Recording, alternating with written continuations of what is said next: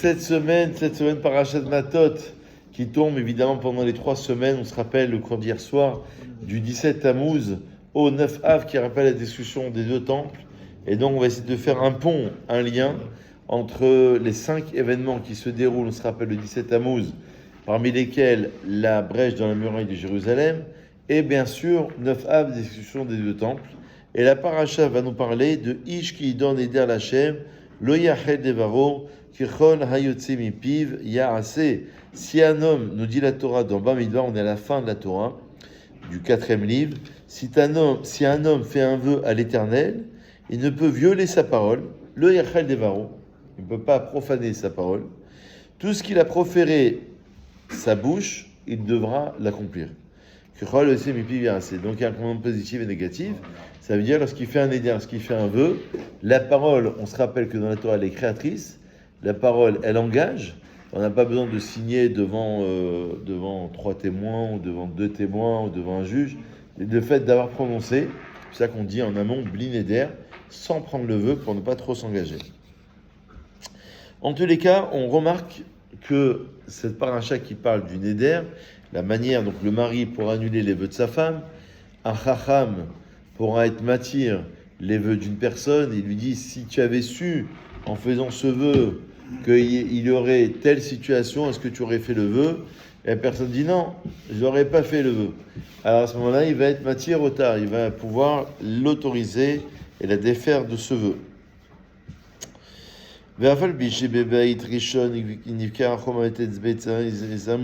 Alors, il faut savoir que le lien avec les 3 semaines serait peut-être le suivant.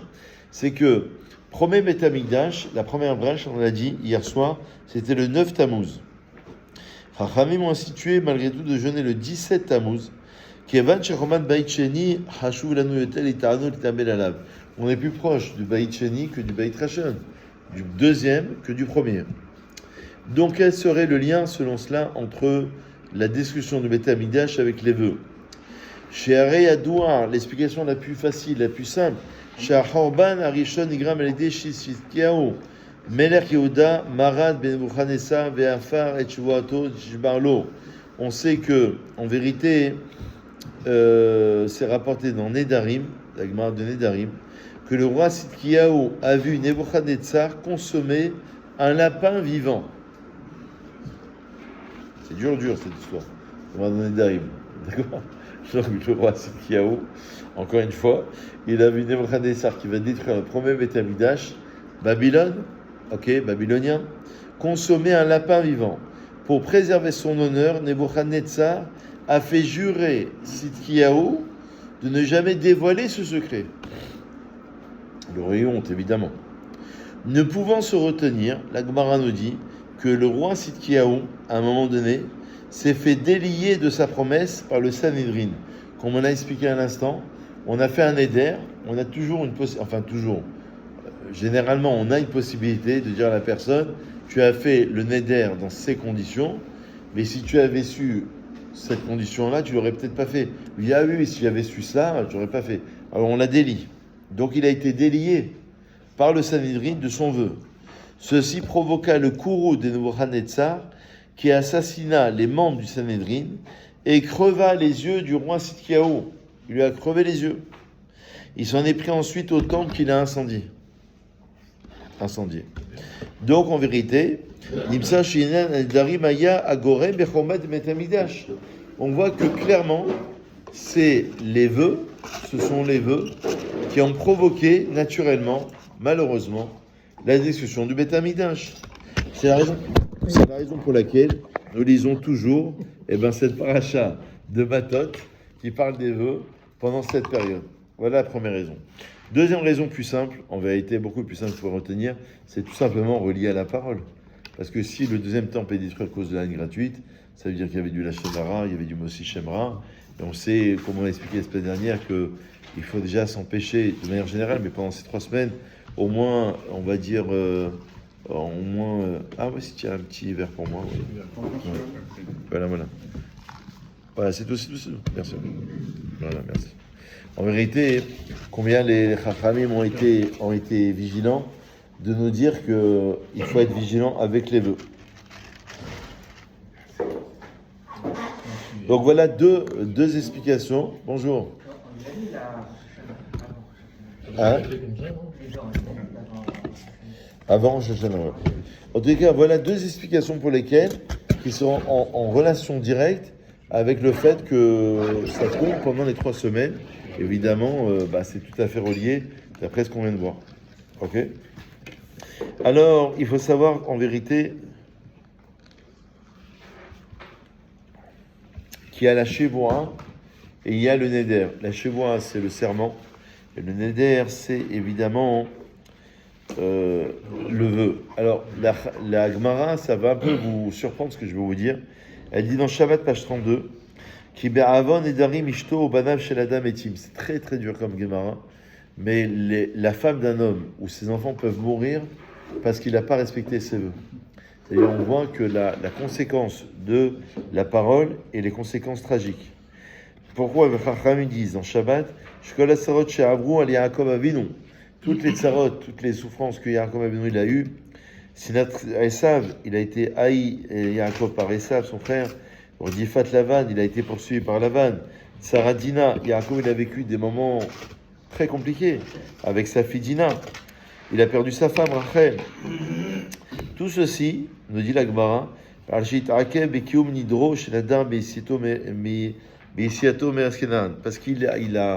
a tardé à accomplir le vœu qu'il avait fait au moment où il est sorti de Eretz Kenan.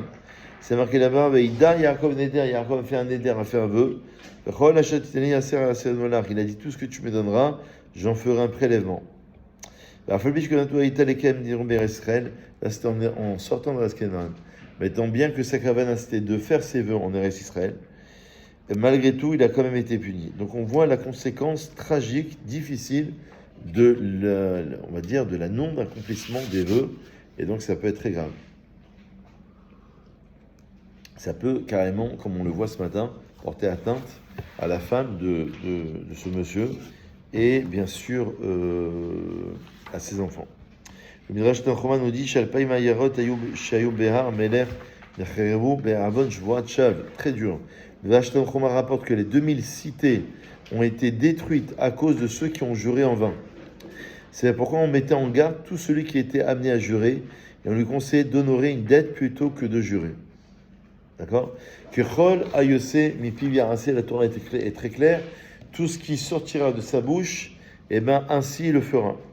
Donc, en vérité, on va dire, oui, mais c'était juste une parole, j'ai pas fait exprès, j'ai juste parlé.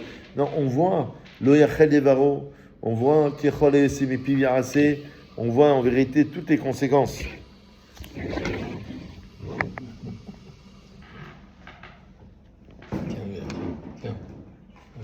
Ah, maintenant, restons positifs, parce que là, jusqu'à présent, je vous ai un peu désespéré dans toutes ces explications. On va dire maintenant un petit peu l'inverse. Dans le sens inverse, pas l'inverse, mais dans le sens inverse. En vérité, on voit combien la parole, elle est grande. Les Chachamim, ils parlent peu. Ils disent un mot, un seul mot, ou une phrase. Mais ce mot, cette phrase, on dit très long. Et donc, il fait attention. Vous savez qu'il y a une Kabbalah, par exemple, du Harizal. Une Kabbalah, que celui qui ne parle pas des Varim Betelim pendant 40 jours, il a Roi HaKodesh. Kabbalah comme ça du Harizal. Alors, une fois, il y a une histoire drôle de quelqu'un qui a dit, je vais tester, j'aimerais bien avoir Roi HaKodesh, j'aimerais bien avoir l'Esprit Saint. Il n'a pas parlé pendant 40 jours. Et bien évidemment, malheureusement, il n'a rien eu, quoi. Et donc, il est parti voir le Rav, il a dit, écoute, j'ai quand même respecté, ne pas parler une seule parole avec ma femme, mes enfants, ma profession, avec tout le monde, et j'ai pas eu l'Esprit Saint, j'ai aucune vertu. Il lui a dit, quand tu as fait la tefila, comment tu as fait? Il a dit, j'ai fait normal. Des fois j'avais une kavana, des fois j'ai pas de kavana, des fois j'avais une intention. Il a dit, donc les mots que tu as prononcés, c'est Dvarim Betelim. C'est-à-dire, puisqu'il n'y avait pas de kavana, la prière que tu as prononcée, comme si tu avais dit des paroles qui étaient vaines. Donc en vérité, c'est une introspection, une kavana, une intention pendant 40 jours. Et on voit que c'est quelqu'un qui fait attention à sa parole. Les Chachamim, tous ceux qui ont Roi HaKodesh, ils vont au mikvé, ils font des tfilotes spéciales, ils ne parlent pas pour ne rien dire. On voit combien la parole, surtout pendant ces 3 semaines, elle est importante. À tel point que là, on va dire l'inverse. Ça dit Gozer, Akadosh Baruch Hu Mekayem. S'il fait attention à ne pas dire des paroles vaines, des paroles interdites, il va faire partie des tzadikim qui sont gozrim, ça veut dire qui décrètent, et Akadosh Baruch Hu, il est obligé d'accomplir, de réaliser ce que le tzadik il a décrété. Comme c'est marqué dans Yov, Vetikzor Omer Veyakum Lach. Il va décréter, il va dire, et il va réaliser ce qu'il va dire. C'est ça le Echel Yevarot Secho, c'est ça Kechol Eyosim Ipi Viarase. Tout ce qui sortira de sa bouche, il fera. En vérité, Akadosh Baruch Hu, il va accomplir tout ce qui sort de sa bouche, s'il a fait le travail nécessaire. Tu veux dire quelque chose? Oui, oui, tu comprends ça. C'est vrai qu'on n'a pas pensé à le faire. C'est vrai que tu as raison, c'est vrai que normalement, Tikkun Chatzot, c'est prière pour la destruction de Beth Amikdash, c'est une prière qu'on fait à minuit, enfin après minuit, dans Chatzot Halayla. Et la halakha dit que pendant les 3 semaines, on peut le faire en journée, après Mincha. Ça veut dire vers 14h à peu près. Ça dure 15-20 minutes, mais c'est très important. Tikkun Chatzot. Hein? Ouais, on s'assoit par terre, sur une chaise basse, face à la porte d'entrée, face à la mezouza, et on prie vraiment pour la destruction du Beth Amikdash. Alors, dans la halakha, elle est une petite halakha, d'accord, dans Shulchan Aruch, les poskim ont été dan, quelqu'un qui a fait un éder dans un rêve. Est-ce que ce rêve, est-ce qu'il a un sens? La Gemara dit dans Brachot que Achalomot, enam mo'alim, ve'enam oridin. Et ils font rien ni de plus ni de moins. Vraiment, il a quand même fait un vœu, quoi. Il s'est quand même engagé. Alors, qu'est-ce que vous dites? Dans un rêve. Consciemment. Tant qu'il n'est pas conscient, il n'est pas. Surtout pas. Il y a trop de rêves. Donc là, la femme nous dit, il y a certains qui disent que Shim Nader Tzedaka Bachalom, Chayav et Shalem. S'il a fait un vœu dans la Tzedaka, il a fait un vœu 1000 euros à la synagogue. C'est pris pour un riche, d'accord? Il a vraiment rêvé dans le sens propre et dans le sens figuré. Il a vraiment rêvé. Donc, il y a certains qui disent que Chayav et Shalem, il s'est engagé, il doit payer. Et qui donne Neder l'Hachem. L'Hachem, apparemment, c'est mioutar, c'est en plus. Et là, d'abord, Belamet, al Neder, chez nous, il y a douan l'Adam et la rak l'Hachem. En vérité, on parlerait d'un Neder que il y a seulement Hachem qui connaît ce Neder. Vézé, Neder chez le Hamar Befiv. Il n'a pas prononcé. Le chameau, personne n'a entendu, il a rêvé dans un rêve. Déjà, de manière générale, ça, il n'a aucune obligation. Et certains disent que si vraiment il a, par exemple, il a vexé quelqu'un qui est mort, certains disent qu'il doit aller le voir sur ça, on lui demander Mechila. Mais c'est pas, ça engage pas, c'est lorsqu'il est réveillé que ça engage. D'accord? D'ailleurs, je tiens à vous rappeler, entre parenthèses, que la première prière qu'on fait la veille de Kippour, le soir de Kippour, c'est cette prière-là. D'accord? C'est la prière de l'Echaélit, non, de Kol Nidre. Kol Nidre. C'est connu. C'est-à-dire qu'avant de commencer Kippour, il faut déjà délier des vœux. C'est la première prière qu'on fait. Sinon, on ne peut pas commencer. Sinon, on est bloqué dans un système. C'est ça qu'il y avait une tradition du Rida. Hein? Atarat Nedarim, le veille de Rosh Hashanah, le veille de Kippour. Et Atarat Nedarim aussi, le soir de Kippour même. Il y a une tradition du Rida. Moi, j'avais un ami qui faisait ça. Toutes les veilles de Rosh Hashanah, il faisait Atarat Nedarim. Parce que des fois, on s'engage sans le savoir. Des fois. Il y a des fois, en parlant, on dit voilà, je vais étudier, En vérité, il n'a pas dit Blinéder, des fois sans le savoir. Encore une fois, la parole, elle est créatrice, ou elle peut être destructrice aussi. Donc la parole, elle engage vraiment. La Gemara dans Ta'anit, elle dit au nom de Rabbi Shmuel Bar Nachmani, au nom de Rabbi Nathan, Shlosha she'alu shelo kaogen, l'ishnaim eshivo kaogen, l'echad eshivo shelo kaogen, ve'elohen Eliezer evet Abraham, Shaoul ben Kish, ve'Yiftach Hakilandi. Il y a eu 3 personnes qui ont demandé pas de manière convenable, c'est-à-dire de manière non conforme. Pour 2 d'entre eux, ils ont été exaucés, et l'un n'a pas été exaucé. Et la parole sans Kabbalah. Elle engage quand même. C'est quelqu'un qui fait la tefila, même s'il n'a pas eu de kavana, il a quand même fait une tefila. Pourtant, il n'a eu aucune kavana. Bon, le top, c'est d'avoir un minimum. On dit au moment de la première bracha, on va être avec du schéma, d'avoir un minimum, de savoir ce qu'il dit, ce qu'il prononce, Pardon, Chata Hashem, devant Kadosh Baruch Hu, devant l'immensité de Dieu, donc savoir un minimum de choses. Mais il a quand même fait la misa. Après, la misa, elle vaut ce qu'elle vaut. Pas la mère des fiottes. Il a quand même fait quelque chose. Donc, dans le sens négatif. Parler tous les jours. Pas dans la tefila. Ben, le parler tous les jours, il engage. Il engage aussi. Il engage. Tu vois, en vérité, le problème du chacham, déjà le chacham, tu peux le reconnaître par rapport à celui qui parle pas trop. Quelqu'un qui se la raconte, entre guillemets, ou quelqu'un qui... Déjà, c'est un signe que... C'est un mauvais signe, quoi. Le chacham, il parle très peu, le chacham. Parce qu'il sait que la parole est importante. Tu vois, les grands de la génération, c'est des grands qui font attention à tout ce qu'ils vont dire. Le conseil qu'ils vont te dire, ils vont réfléchir, ils vont... Voilà, c'est ça les grands de la génération. Ils vont pas s'engager pour ne rien dire. Ils sont pas dans le politique, ils sont pas dans la... On voit à l'inverse.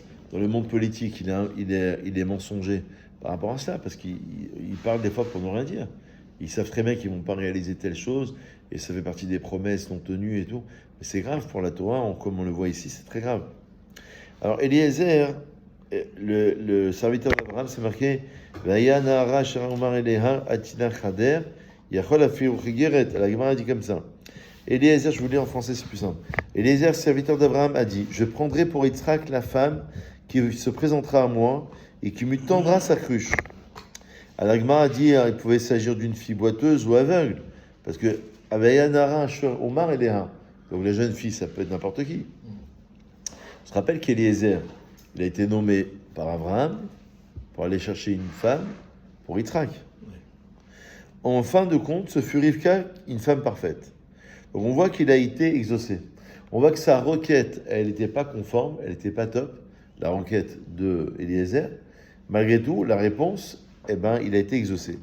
Le roi Shaoul promet de donner sa fille à celui qui combattrait le Philistin. Cela aurait pu être un serviteur ou un clochard. L'Éternel fit en sorte que ce soit David. C'est la même chose. Donc ils se sont engagés de manière non conforme. Il manquait quelque chose chez Lokaugen. C'était pas de manière correcte, convenable, mais quand même il a été exaucé. Par contre, Yiftach Hagiladi, il a fait le vœu de sacrifier le premier être qui sortirait de ses entrailles, c'est-à-dire ça a été sa fille. Alors là aussi, il y a une requête entre les commentateurs. Est-ce que ça veut dire qu'il a offert sa vie, comme certains le font chez les chrétiens, etc. Ou est-ce que ça veut dire que, dans le sens figuré, ça veut dire qu'elle était offerte à Dieu dans le sens propre ou dans le sens figuré? Donc il risquait là-bas de voir un animal impur sortir de sa maison. Ça aurait pu être un animal impur. Il a fait le vœu de l'offrir à Hachem. Mais il ne savait pas. Donc là, pour lui, l'Éternel lui présenta sa fille. Dès lors, on se pose la question, qu'a donc fait Yiftar pour être exaucé différemment d'Eliezer et de Shaoul? Les commentateurs, donc c'est l'inverse, excusez-moi, c'est l'inverse de ce que j'ai dit. Parce que là il dit, qu'a donc fait Yiftar pour être exaucé différemment de Eliezer et de Shaoul? Les commentateurs répondent que les demandes d'Eliezer et Shaoul portaient sur des choses qui les concernaient, tandis que le feu de Yiftar portait sur un sacrifice qu'il s'engageait à offrir à Hachem. Ces trois cas sont suggérés par le terme de Ish qui torne et der, dans le mot Ish à Eliezer Aleph de Ish, un homme, Yiftar Yud de Ish et Shin Shaoul de Ish. Donc on voit quand même des conséquences qui sont terribles concernant l'engagement de l'homme. Voilà. Alors juste pour terminer sur une dernière idée.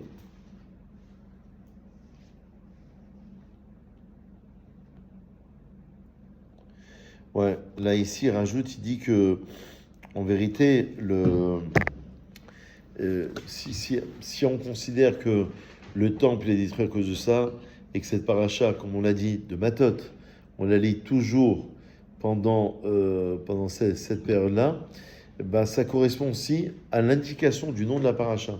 Parce que Matot, soit ça veut dire un bâton, maté, soit ça veut dire une tribu. Et Masei, parce qu'elles sont généralement elles sont lues ensemble, ça veut dire les voyages, ça veut dire les stations, ça veut dire les pérégrinations du peuple juif. Donc on voit que ça correspond à cette idée d'une tribu, d'un bâton, ça veut dire quelque chose qui va diriger Israël, d'un chef de tribu qui va diriger Israël. Et Masei, dans le nom de la paracha, on a cette indication qu'on va traverser justement toutes les exils, pas seulement les étapes des stations lorsqu'ils étaient dans le désert, mais c'est une allusion à tous les exils du Ham Israël qui va devoir traverser tout au long de son histoire. Voilà quelques mots sur petite indication. Hazak Obaron.